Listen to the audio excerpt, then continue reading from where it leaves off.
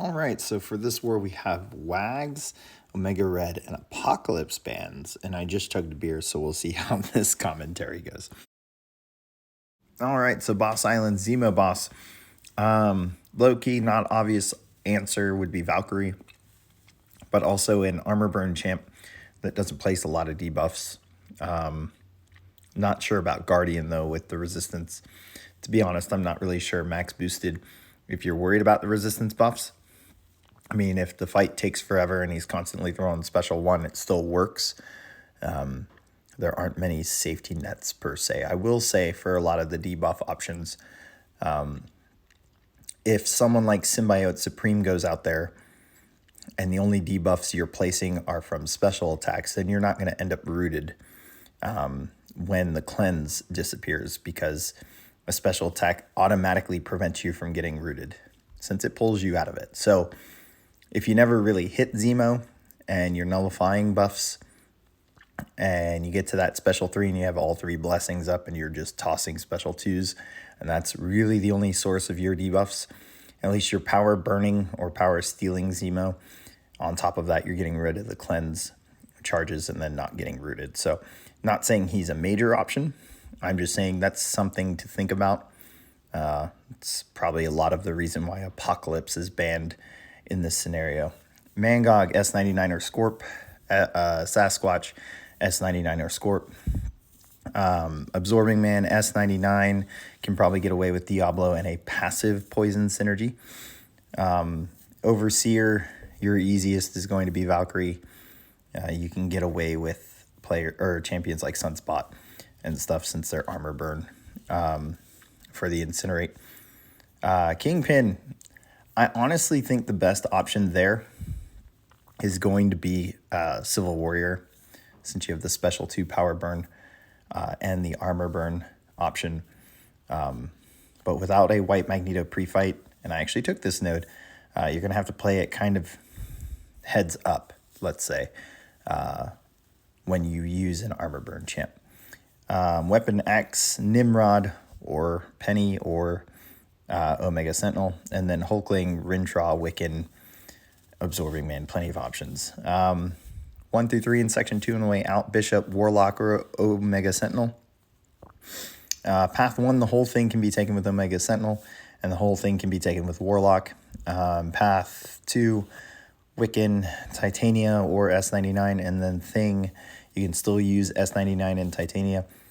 Path 3, Infamous Doom, Cosmic Ghost Rider as your top option, and then outside of that, just try and find a bleed immune that would remove an armor up.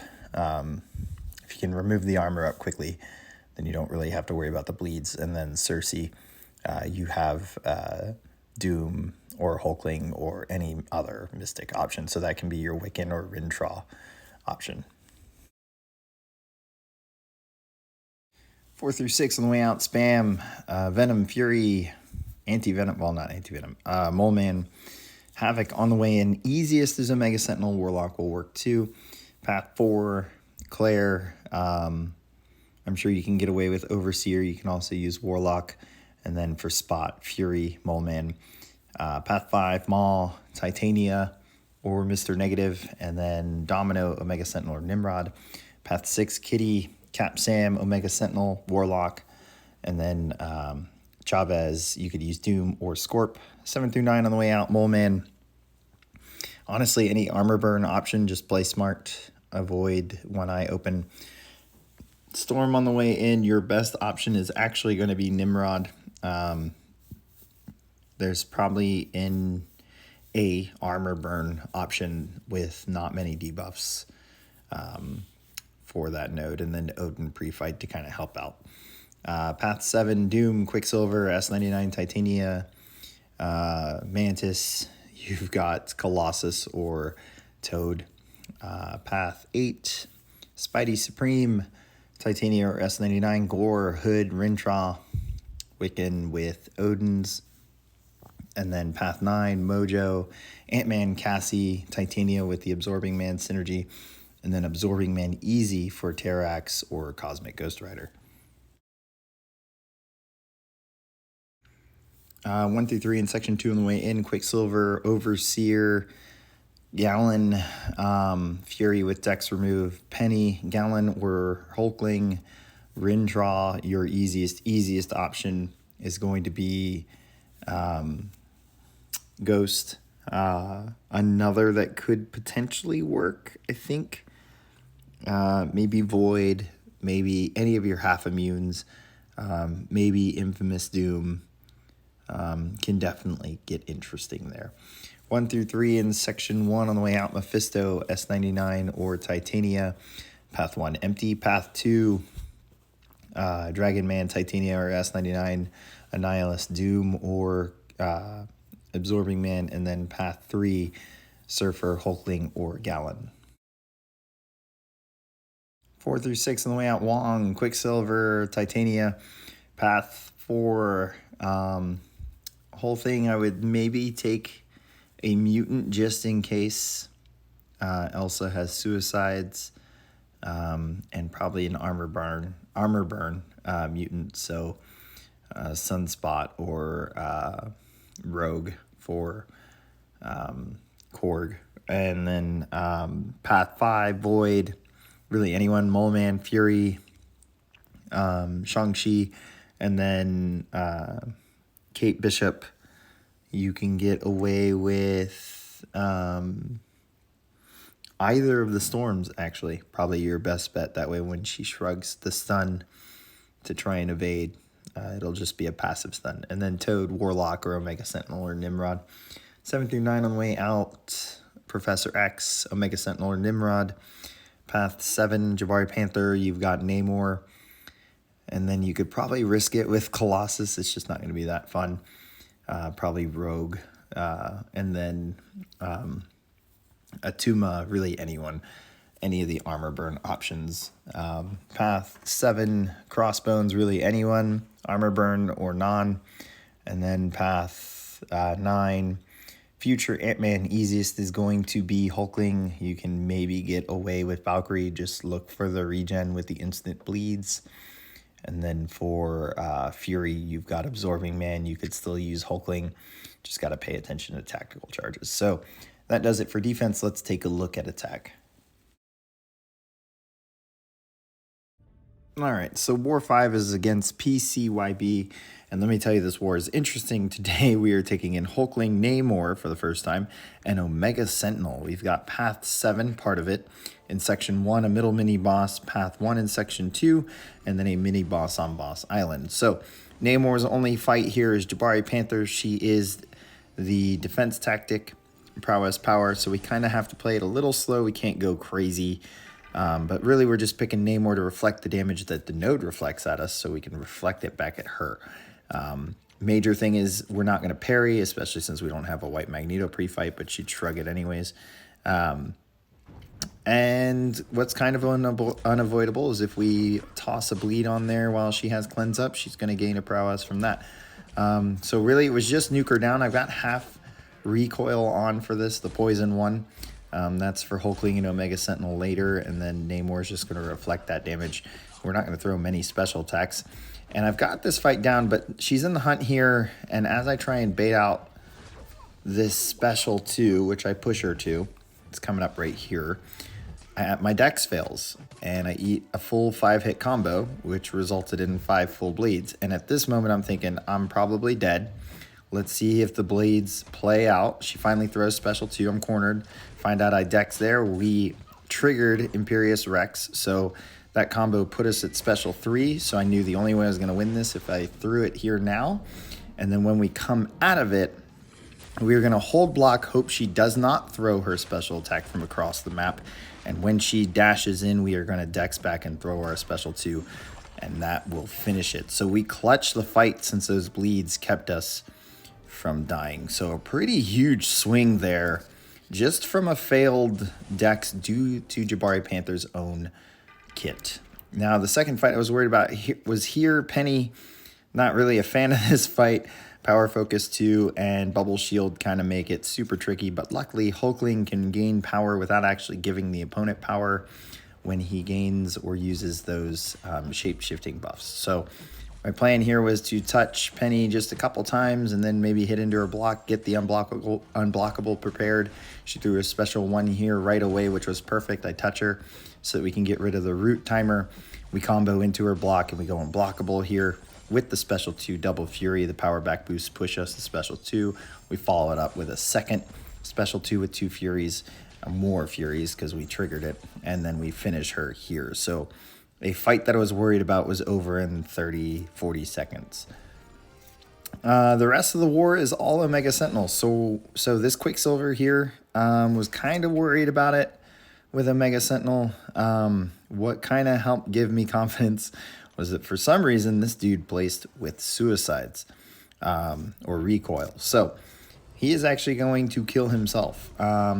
With all my Omega Sentinel fights for the rest of the war, there's going to be a lot of cutting in and out. It's because I have the habit of placing my pre-fight, backing out, and then backing in to the war screen to make sure that the pre-fight is there, the yellow diamond in both the war map screen and the pre-fight screen. But here the game plan was really just to bait out a lot of heavies, retaliate, maybe incinerate him down, parry when we need to get rid of Whiplash, but pretty much push him to special 2. And as you can see with a heal block, he just goes down super quick. Heal block pre-fight here, that's the combat, the reinvigorate, since Sauron has his own healing, so he could go unblockable. But between the armor burn and the heal block, this is pretty much a nothing fight. We can combo him down, especially half recoil. We can combo him down before he ever throws a special. And the only reason we PS1 here is because it was already on for the previous fight.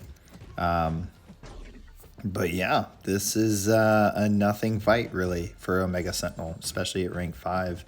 I did try and bait out a special 1. He wasn't having it, so we just go ahead and finish the fight. Easy peasy.